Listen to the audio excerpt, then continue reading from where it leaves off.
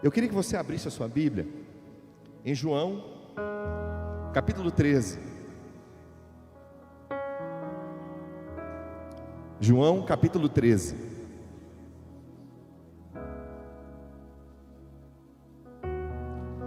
Nós vamos ler esse texto juntos.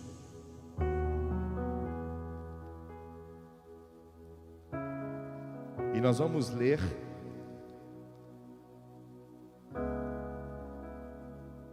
até o 34. Diz assim: um pouco antes da festa da Páscoa, sabendo Jesus que havia chegado o tempo em que deixaria este mundo e iria para o Pai, tendo amado os seus que estavam no mundo, amou-os até o fim. Estava sendo servido um jantar, e o diabo já havia induzido Judas Iscariotes, filho de Simão, a trair Jesus. Jesus sabia que o Pai havia colocado todas as coisas debaixo do seu poder, e que viera de Deus e estava voltando para Deus. Assim levantou-se da mesa, tirou sua capa e colocou uma toalha em volta da cintura. Depois disso, derramou água numa bacia e começou a lavar os pés dos seus discípulos, enxugando-as com a toalha que estava em sua cintura. Chegou a Simão Pedro, que lhe disse: Senhor, vai lavar os meus pés? Respondeu Jesus: você não compreende agora o que estou fazendo a você, mais tarde, porém, entenderá. Disse Pedro: não, nunca lavará os meus pés. Jesus respondeu: se eu não os lavar, você não terá parte comigo. Respondeu Simão Pedro: então, Senhor, não apenas os meus pés, mas também as minhas mãos e a minha cabeça. Respondeu Jesus: quem já se banhou precisa apenas lavar os pés. Todo o seu corpo já está limpo. Vocês estão limpos, mas nem todos. Pois ele sabia quem iria traí-lo, e por isso disse que nem todos estavam limpos. Quando terminou de lavar-lhe os pés, Jesus tornou a vestir a capa e voltou ao seu lugar. Então lhes perguntou: vocês entendem o que fiz a vocês? Vocês me chamam mestre e senhor, e com razão, pois eu sou. Pois bem, se eu, sendo senhor e mestre de vocês, lavei os seus pés, vocês também devem lavar os pés uns dos outros. Eu dei o exemplo para que vocês façam como lhes fiz. Digo verdadeiramente que nenhum escravo é maior do que o seu senhor, como também nenhum mensageiro é maior do que aquele que o enviou. Agora que vocês sabem estas coisas, felizes serão se as praticarem. Não estou me referindo a todos vocês, conheço os que escolhi, mas isso acontece para que se cumpra a Escritura: aquele que partilhava do pão voltou-se contra mim. Estou dizendo antes que aconteça, a fim de que quando acontecer, vocês creiam que eu sou. Eu garanto, quem receber aquele que eu enviar estará me recebendo, e quem me recebe, recebe aquele que me enviou.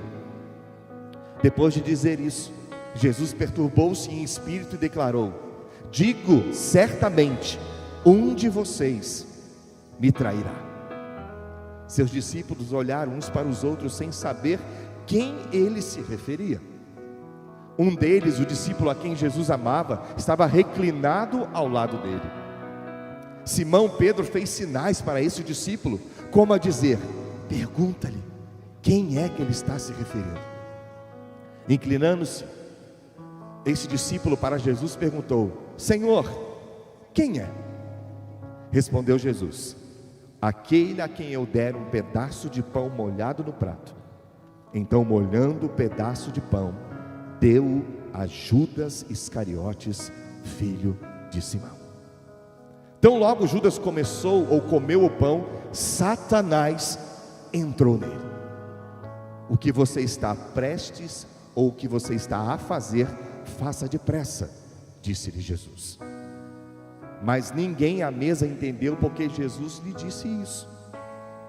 Visto que Judas era encarregado do dinheiro, alguns pensaram que Jesus estava lhe dizendo que comprasse o necessário para a festa, ou que desse algo aos pobres.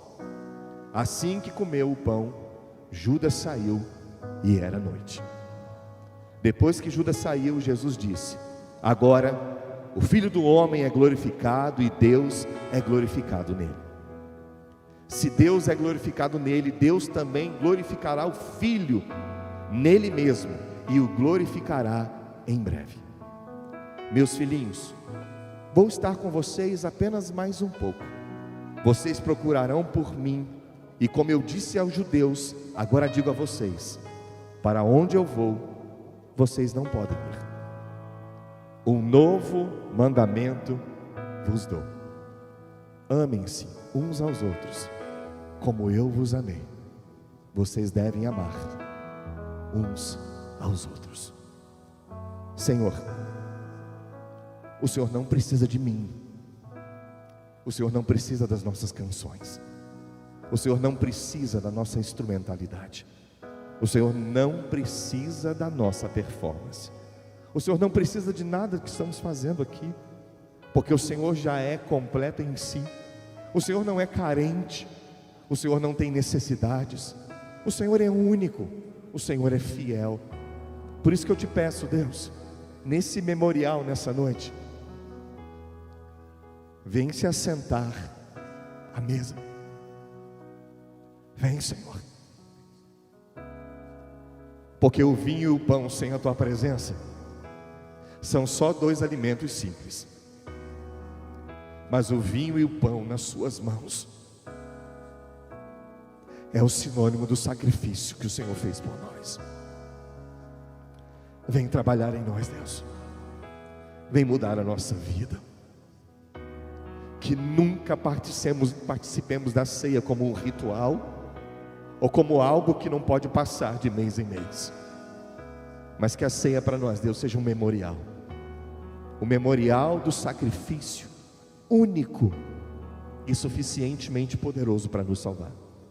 E nós oramos em nome de Jesus, amém. Irmãos, eu quero refletir com os irmãos em poucos minutos sobre esse texto que parece que é longo que nós lemos. São 34 versículos que praticamente estão escritos com mais detalhes no livro de João. E João faz questão de escrever porque toda essa cena que ele vivenciou, ele fez questão de registrar como algo a ser mostrado para nós que estamos aqui hoje. Uma das coisas que a gente percebe no início do texto é que Jesus está consciente de tudo o que precisa fazer. Jesus sabe da sua missão, Jesus sabe aquilo que ele precisava cumprir, Jesus sabe da dor que ia passar, da sua entrega, das renúncias, do abandono. Jesus sabe exatamente de tudo isso. Mas uma coisa é interessante que a gente precisa gravar no nosso coração. Logo no começo do texto, a Bíblia diz assim, que Jesus amou os seus, e os amou até o fim. Irmãos, eu fico pensando na nossa vida. O mestre conseguiu conviver com pessoas que iriam traí-lo. Dessa mesa que você está vendo aqui agora, ninguém ficou, a não ser João, até a crucificação. Todos que estavam à mesa hoje, nesse contexto, fugiram, não ficaram com Jesus. E mesmo assim, antes de fazer o que Jesus fez, João faz questão de registrar: ele amou os seus e amou até o fim. E aí, irmãos, a gente não tem como mensurar que amor é esse, porque foi o mesmo João que escreveu que Deus nos amou de tal maneira, onde ele não achou substantivo, onde ele não achou nenhum adjetivo que se encaixasse, nesse lugar. Tudo que nós desfrutamos da ceia, irmãos, tem a ver com o amor de Deus. Tudo que nós desfrutamos desse memorial tem a ver com Deus que nos criou para a sua glória, que nos chamou para um momento de intimidade tão grande, que Ele faz questão que lembremos dele sempre através da ceia. E aí o texto vai continuar, porque Jesus diz, e João faz questão de registrar, que mesmo sendo traído, a escolha de Jesus foi amar, a escolha de Jesus foi se entregar, a escolha de Jesus foi abençoar. E aí, irmãos, Jesus toma uma atitude que está escrito só no livro de João. Antes de tomar a ceia, Jesus vai e tira a sua capa. Capa, para alguns naquela época, significava autoridade sobre alguns. Jesus então tira aquilo que talvez pudesse simbolizar, sem perder a autoridade, e ele cinge a sua cintura e os seus lombos com uma toalha. E ele prepara uma bacia, e ele prepara água para lavar os pés dos seus discípulos. O que a gente às vezes não sabe, mas essa função de lavar os pés, ou de desamarrar as sandálias de alguém, era feita pelo menor escravo da casa. O mais insignificante da casa ficava responsável ou desatar as sandálias ou lavar os pés das pessoas. Jesus então, de uma posição de amor supremo, inteiramente grande e Senhor, tira a sua capa, cinge a sua cintura como uma toalha e começa a lavar os pés dos discípulos, dando exemplo daquilo que ele poderia fazer, daquilo que ele faria em nós, e dando o exemplo que nós deveríamos seguir. Irmãos, o Rei dos Reis não só simbolizou para os seus discípulos, como os ensinou a ter uma atitude de humildade. Quando a gente olha para a ceia, irmãos, a gente não deve olhar para nós, a gente deve olhar para Cristo, pelo sacrifício dele, pela posição que ele estava e se entregou por cada um de nós. E aí Jesus toma a posição de servo e começa a lavar os pés dos seus discípulos. E Jesus ama todos ali, porque Jesus lava os pés dos traidores, daqueles que iriam abandonar. Jesus não faz seleção ou acepção de pessoas. Jesus faz questão de mostrar que até mesmo aquelas pessoas que um dia vão nos confrontar, precisam ser amadas. Porque, irmãos, há uma marca sobre a nossa vida, que a própria palavra de Deus vai dizer: se não amarmos uns aos outros, irmãos, nós nunca seremos reconhecidos como discípulos do Senhor. Então Jesus dá uma lição de humildade. Veja o versículo 13. Olha o que diz o versículo 13. O versículo 13 diz assim: vocês me chamam de mestre e Senhor, pois eu realmente o sou. E Jesus, no versículo 14, inverte o que os discípulos estão dizendo, simplesmente para dizer para eles uma coisa: realmente, pois bem, sendo eu Senhor e Mestre. Alguns minutos atrás, Jesus tinha sido chamado de Mestre e Senhor. Sabe por que aqueles discípulos reconheceram Jesus como Senhor? Senhor não é uma palavra religiosa, Senhor é uma palavra política, que quer dizer dono de tudo. Aqueles discípulos, pela sua pequenez, só conseguiram reconhecer Jesus como Senhor porque eles ensinavam algo muito maior do que os fariseus ensinavam. E aí, quando aprenderam, perceberam, na ingenuidade talvez, que Jesus era mestre e Senhor. Só que Jesus, na resposta, inverte de propósito, dizendo para eles o seguinte: eu sou o Senhor e mestre. Antes de ensinar para vocês, eu sou o dono de todas as coisas. Eu sou o que tem o poder sobre todas as coisas. Vocês precisam acreditar em mim antes de simplesmente ouvirem só os meus ensinamentos. Vocês ouviram e reconheceram que eu sou o Senhor só porque eu lhes ensinei. Mas se eu não tivesse lhes ensinado nada, ainda assim eu seria o Senhor de vocês. E aí Jesus continua e vai ensinando e trazendo ao coração deles um exemplo de fé, de graça e de misericórdia sobre eles. Interessante que no versículo 19, Jesus pré-anuncia o que vai acontecer E Jesus dizendo assim, ó: estou dizendo isso antes que aconteça, a fim de que quando acontecer, vocês creiam que eu sou. Essa primeira vez que essa expressão eu sou foi registrada na Bíblia, foi quando Moisés estava diante do Senhor. E Moisés indaga a Deus: quem é que eu vou dizer que me enviou? Deus diz assim: diz que o eu sou te enviou. Você sabe que o nome em hebraico de Deus não se pode pronunciar. São 4 consoantes que não cabem em dialeto nenhum, você sabe disso? Depois de um tempo, para que o nome de Deus fosse pronunciado pelos homens, foi acrescentado algumas vogais. Por isso que a gente chama de Yahvé ou Jeová no grego, porque o nome de Deus é tão sublime, o nome de Deus é tão tremendo, que quando Deus se apresentou a Moisés dizendo: eu sou o que sou, sabe o que Deus estava dizendo para Moisés? Eu sou o que você precisa que eu seja. Se você precisar de um libertador, eu sou Moisés. Se você precisar de um resgatador, eu sou Moisés. Se você precisar de um criador, eu sou Moisés. Se você precisar de que a nação inteira seja salva, eu sou o Salvador.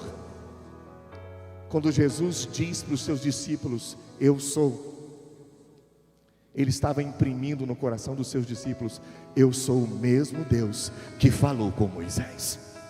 Eu sou o mesmo Senhor que domina todas as coisas antes da fundação do mundo. Eu sou o pastor da sua vida.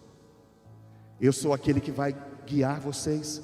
Eu sou aquele que vai estar perto de vocês o tempo todo. E aí, irmãos, isso é maravilhoso demais, porque nos versículos posteriores, Jesus indica quem vai traí-lo. E aí no verso 26, Ele fala claramente quem vai traí-lo. Ele diz assim: aquele que eu der um bocado de pão molhado. E depois que Judas tomou o pão, no versículo 27, a Bíblia diz que Satanás entrou nele. Isso é muito sério. Não tome a ceia simplesmente por causa de uma religiosidade na sua vida, filho. Tome a ceia porque Ele é o Senhor da sua vida. Tome a ceia porque Ele é o grande eu sou. Tome a ceia com responsabilidade. Tome a ceia crendo que Ele é o Deus da sua vida, que Ele é o seu Salvador. Nunca tome a ceia simplesmente porque você precisa cumprir algo que a religião imprime para você. Não tome a ceia por isso. E aí Jesus diz assim: o que tem que fazer, faz logo. E aqui sou eu pensando, tá, querido? Judas já estava possesso. Já estava possesso por Satanás. Não rosnou, não falou com voz diferente, não se portou de outra maneira escandalosa, simplesmente traiu Jesus. Provavelmente Jesus fala com um demônio que está dentro de Judas e diz: faz o que você tem que fazer. E o demônio vai e leva Judas até o lugar onde ele já tinha vendido Jesus por um ciclo ou por 30 ciclos de prata. E aqui é que eu quero que você preste atenção no que o pastor vai dizer para você.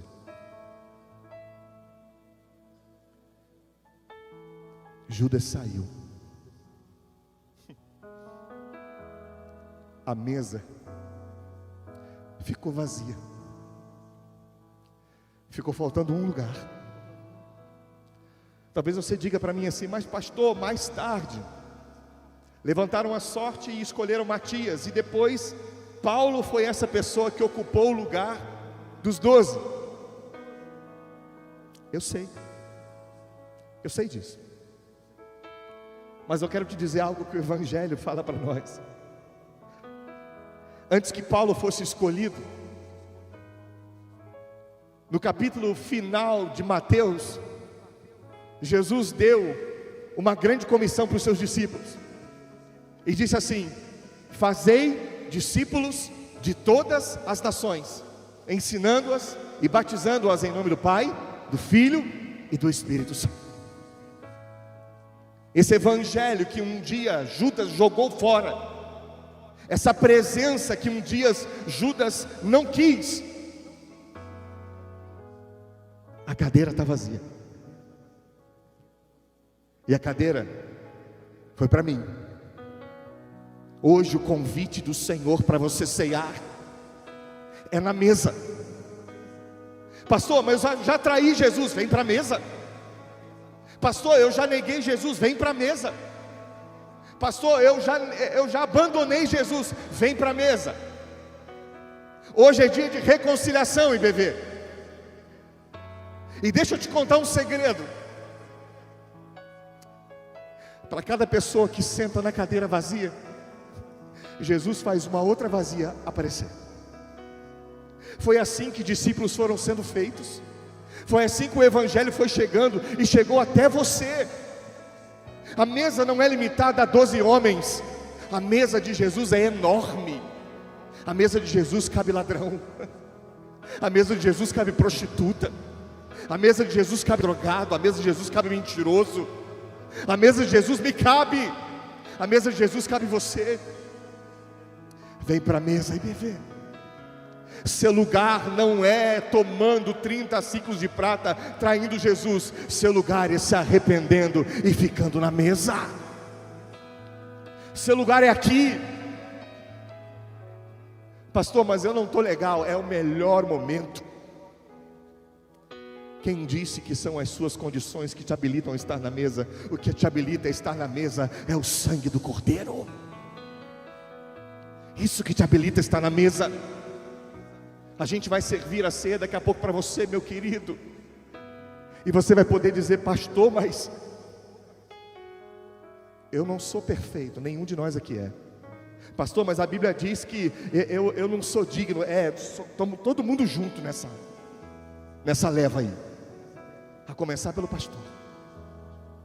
Então, meu querido, quando você olha para esse sacrifício, quando você olha para todo mundo, Jesus não deixa ninguém para trás que adora o seu santo nome. Depois da sua morte, Jesus faz questão de caminhar com 2 homens num lugar chamado Caminho de Emaús. Eles estavam decepcionados, já tinham perdido a esperança porque o mestre tinha morrido. E Jesus caminha com eles. Emaús significa lugar de amarrar jumento, ou em outras traduções, lugar de descanso, águas mornas. Aqueles homens estavam procurando descanso para suas vidas, ou para amarrar as suas jumentas e ali ficar.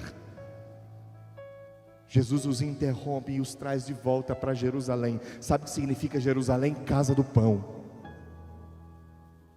Talvez hoje você se diga assim: pastor, mas eu estou longe. Ainda bem que você veio aqui hoje, porque o mesmo Jesus que caminha no caminho de Emaús está dizendo para você: volta para Jerusalém, volta para a casa do pão, senta-se à mesa. E o mais interessante é que aqueles homens só perceberam quem era Jesus no partir do pão. Até então, andando pelo caminho, nada. Caminharam cerca de 12 quilômetros. No final da tarde insistiram com Jesus. Jesus entra na sua casa. Na hora do partir do pão, as escamas caem e Jesus some. Irmãos, quando participamos da mesa, reconhecemos quem Ele é. Quando participamos da mesa, sabemos da nossa insignificância, da nossa pequenez diante de um Deus maravilhoso. Você não está aqui porque você merece, você está aqui por causa da misericórdia. Você não ceia porque você é bom, você ceia porque Ele é bom. E aí aqueles discípulos dizem uns para os outros assim: não ardia o nosso coração quando Ele falava? E o caminho de volta para Jerusalém não era feito à noite, porque era um lugar muito perigoso. Os discípulos saem à noite, os dois, e voltam para a casa do pão. Sabe por quê? Porque quando eu estou com o meu coração cheio da graça, irmãos, não há caminho difícil de volta. Eu quero encerrar as minhas palavras nessa noite dizendo para você: antes de tomar a ceia, faça um autoexame. Ministério de Louvor, vem para cá com o pastor.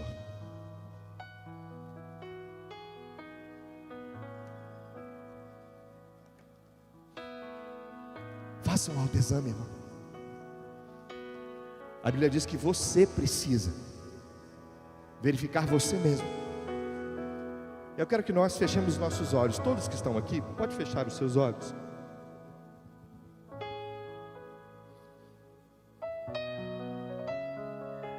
Você pode conversar com Deus, só você e Ele, e pedir perdão ao Senhor.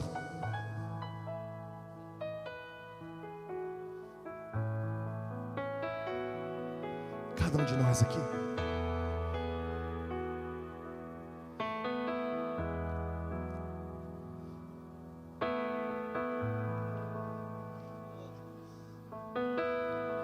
É só você e Deus, irmão.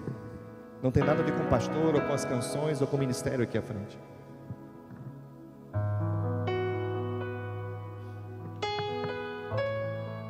Às vezes nós nos colocamos em alguns lugares, irmãos, que nós achamos que nós somos muito bons. Às vezes a gente acha que a gente é melhor do que Judas, que é melhor do que um criminoso. Nós somos carentes da graça de Deus, igualmente como todos os homens. Não tem nenhum justo sequer, diz a palavra. Não tem ninguém que o busque por vontade própria. Se o Senhor não quebrantar o nosso coração, nós não nos achegamos a Ele.